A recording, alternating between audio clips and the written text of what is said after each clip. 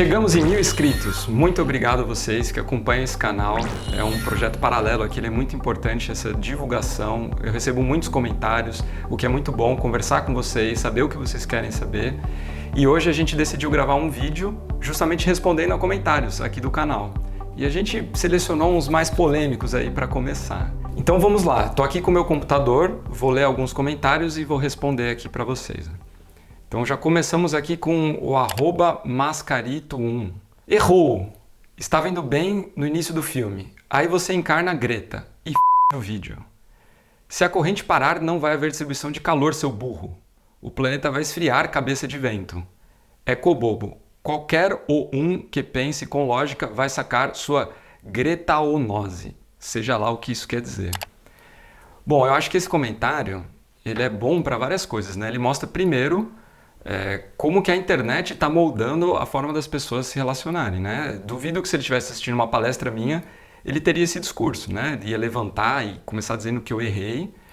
E eu acabei de reparar aqui um curioso que está editado o comentário, quer dizer, mesmo com esse monte de erro de ortografia aqui, ele ainda editou o comentário, né? E continuou com esses erros crassos aqui. Mas vamos lá, né? Vamos tentar tirar alguma coisa útil disso daqui. Primeiro, eu não vou responder a ofensas pessoais, né? Se ele me chamou de burro, eu não sei onde que ele enxergou isso. Acho que é a primeira vez que alguém me chama de burro, para falar a verdade. Eu só consigo dar risada desse comentário, mas eu acho que ele traz elementos assim que são importantes para a gente refletir, né? Primeiro, uma polarização que existe hoje e que qualquer assunto que caia num campo, ele já é rotulado. Então é isso que eu acho que ele está querendo dizer aqui com... Você encarna a Greta, né? Tá falando daquela ativista ambientalista, né? Super jovem, super engajada. E criou aí até o adjetivo, né? Gretaonose, sei lá o que ele quis dizer com isso. Mas vamos lá, tem erros conceituais graves aqui nesse comentário dele, né? O planeta vai esfriar, cabeça de vento. Eu acho que ele assistiu o Dia Depois de Amanhã, ficou impactado lá com aquele filme. E que de fato tem ali um elemento científico naquele filme que é, se essa circulação para, de fato o hemisfério norte vai esfriar. Mas justamente por não haver distribuição de calor, como ele coloca mesmo ali, o resto do planeta esquenta. Então, essa é a primeira coisa que a gente precisa separar. Quando a gente fala em mudanças climáticas, não quer dizer que o efeito é o mesmo no mundo inteiro. Então, por exemplo, a gente fala de aquecimento global, é porque na média o planeta inteiro está esquentando, isso é fato. É medido, né? Não dá para questionar. Embora provavelmente essa pessoa deve questionar até isso, né? Outra coisa que a gente vê aqui é um culto à ignorância, né? O que ele mostra nesse comentário é um culto à ignorância, porque assim, ele não tem um argumento sólido, não tem um estudo que embasa esse comentário. Então provavelmente ele está reproduzindo um conteúdo de baixa qualidade que ele viu em algum lugar. Porque se por um lado a internet possibilitou a gente compartilhar conhecimento de uma forma muito mais rápida, ela também permitiu compartilhar desinformação. Então, assim, quando eu vejo pessoas negando assim, a ciência, não é uma coisa que a gente tem que tirar sarro, que a gente tem que entender, porque essas pessoas, muitas vezes, elas estão procurando informação, só que elas acham informação ruim. Então isso reforça o meu papel de estar aqui, apesar de todas as minhas atribuições, eu tiro um tempo da minha semana para gravar esses vídeos, porque a gente precisa trazer informação de qualidade para a rede também. A gente não pode deixar que só informações ruins cheguem nas pessoas, né? Então esse é o objetivo aqui do canal, que volta para a nossa comemoração de 1000 inscritos. Eu fico muito feliz de saber que tem 1000 pessoas querendo ouvir o que eu tenho para falar, trazer uma informação de qualidade, pegar o comentário de vocês e alimentar meus próximos vídeos. Então isso é uma coisa que é muito gratificante para mim, né?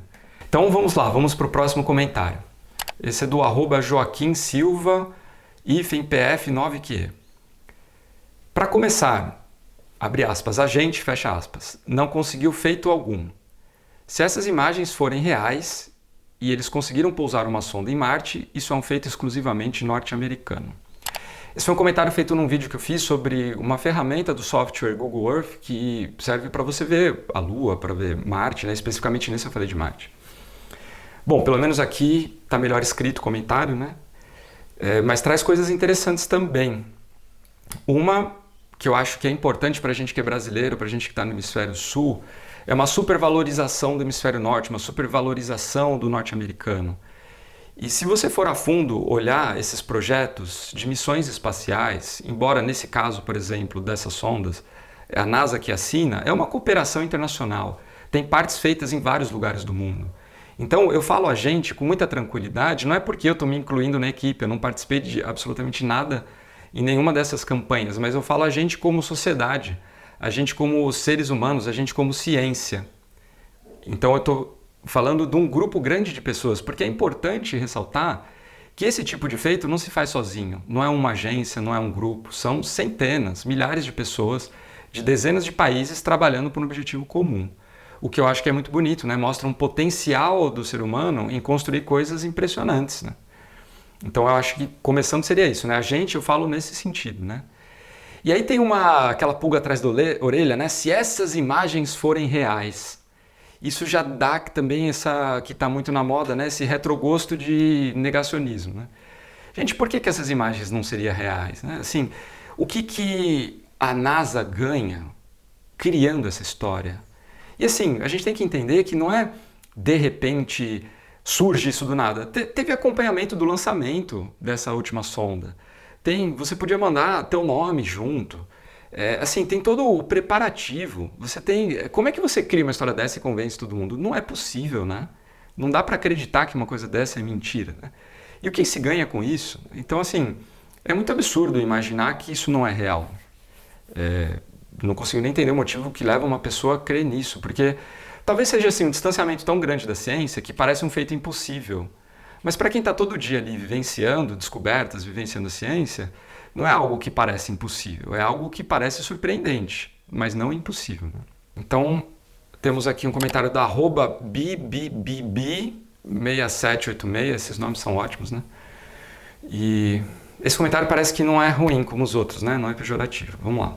Por favor, sugira um recorte dessas consequências para o Brasil, se está havendo derretimento das geleiras, como o nosso litoral será redesenhado. Haverá savanização da Amazônia?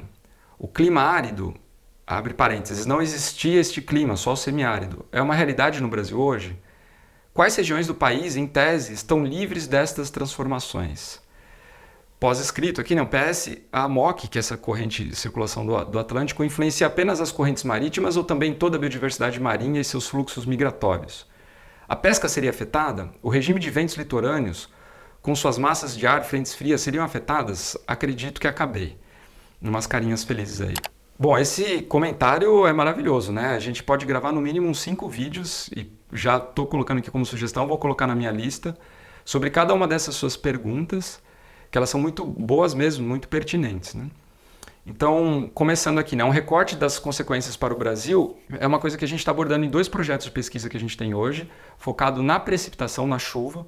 A gente quer entender como que essas mudanças nas correntes do Atlântico, na temperatura da superfície do Atlântico, vão afetar diferentes regiões do Brasil. Então, a gente está trabalhando nisso hoje, não existe ainda um consenso. Segundo ponto que ela coloca aqui, se está havendo derretimento das geleiras. Sim, isso é medido por satélite há décadas. A gente tem medições precisas e as geleiras estão derretendo, principalmente no hemisfério norte, que já sente mais esse aquecimento. Então ali na Groenlândia é um lugar mais preocupante. E é importante dizer assim, que esse é um outro ponto que você vê muito em discurso negacionista. Mas a geleira derrete todo ano e no ano seguinte elas formam, isso é verdade. Só que o que está acontecendo? Cada vez ela derrete mais no verão e ela congela menos no inverno, ela acumula menos gelo no inverno. Então quando a gente fala que as geleiras estão derretendo, na verdade é uma simplificação para dizer o saldo de gelo está ficando negativo, está derretendo mais do que acumula no inverno. E isso que é preocupante, porque ao longo do tempo a gente está perdendo esse gelo, né? Como que isso afeta o nosso litoral? Bom, isso é um tema muito interessante também, dá para a gente trazer mapas e projeções aqui para discutir isso. Mas, de fato, isso afeta o nosso litoral porque quando essas geleiras derretem, o nível do mar aumenta. E eu sei que isso parece absurdo, né? Fala, nossa, mas o oceano é tão grande. Mas se você tiver a noção da quantidade de gelo que tem nesses lugares, por exemplo, na Antártica, tem um continente por baixo da geleira que é 1,5 vezes maior do que o Brasil. É um continente gigantesco. E tem lugares que essa capa de gelo chega a 4 quilômetros. Então a quantidade de gelo que tem ali é gigantesca. Então, se todo esse gelo derrete, o nível do mar sobe, né? Então, por isso que vem essa pergunta, né? Como que o nosso litoral será redesenhado? Então, isso depende muito caso a caso, mas a tendência é que você tenha um avanço do mar em direção ao continente. Haverá savanização da Amazônia. Tem centenas de pesquisadores estudando isso. 2 semanas atrás saiu um artigo na revista científica mais importante do mundo, a Nature, né? Uma das. É um trabalho de brasileiros mostrando a vulnerabilidade de porções da Amazônia, porque a Amazônia também é gigantesca. Tem regiões que são mais sensíveis, tem regiões que são menos. Então eles mostram qual região é e qual que é o risco, qual que é, assim, quão perto a gente está de chegar nesse ponto, né? E é preocupante. Então, por que que isso? O que que é isso, né? A floresta deixa de ser floresta, começa a virar um outro tipo de vegetação, ó, mais parecida com a savana, por isso que vem esse nome, né? Então, tem bastante gente estudando isso também para saber até que ponto a gente já cruzou esse limite ou está perto de cruzar esse limite, né? Outra questão super pertinente e super recente que ela coloca aqui, o clima árido. Não existia esse clima no Brasil, só semiárido. É uma realidade no Brasil, tem uma porção grande da Bahia, ali na região do sertão, que numa nova análise dos dados, como que a gente chega nesse valor? Né? Com a análise de dados de estação meteorológica. Então, os autores fizeram uma revisão dessas estações para os últimos 30 anos, porque o clima a gente considera o padrão dos últimos 30 anos, e identificaram regiões no Brasil que já estão dentro da classificação de região árida. Isso depende de quanto chove no ano e de quanto a água evapora do solo. Então tem algumas regiões no Brasil que já chove menos e evapora mais água do solo, de forma que já se categoriza essa região como um clima árido. Isso também merece um vídeo dedicado aqui no canal só para isso, né? E aí, quais regiões do país estão em tese livres dessas transformações? De fato, a gente tem regiões que parecem ser menos sensíveis, regiões mais sensíveis. Então, por exemplo, o Nordeste é uma região mais sensível. A borda leste da Amazônia é uma região sensível. Esse eixo aqui, São Paulo, Rio de Janeiro, no Sudeste, parece ser um pouco mais estável, então, em teoria, menos sensível. Então, de fato, é interessante a gente buscar essas informações para pensar na gestão pública, né? Onde que a gente precisa investir dinheiro, onde que a gente precisa fazer obra de infraestrutura, onde que a gente precisa se preparar para essas mudanças, né? E aí tem no fim do comentário dela aqui um PS, né? Se essa circulação influencia as correntes marítimas somente ou também toda a biodiversidade, isso é muito interessante. Já tem trabalhos que mostram que com o aquecimento da porção central do Atlântico, algumas espécies de peixe estão migrando mais para os polos. Então a pescaria já está sentindo isso.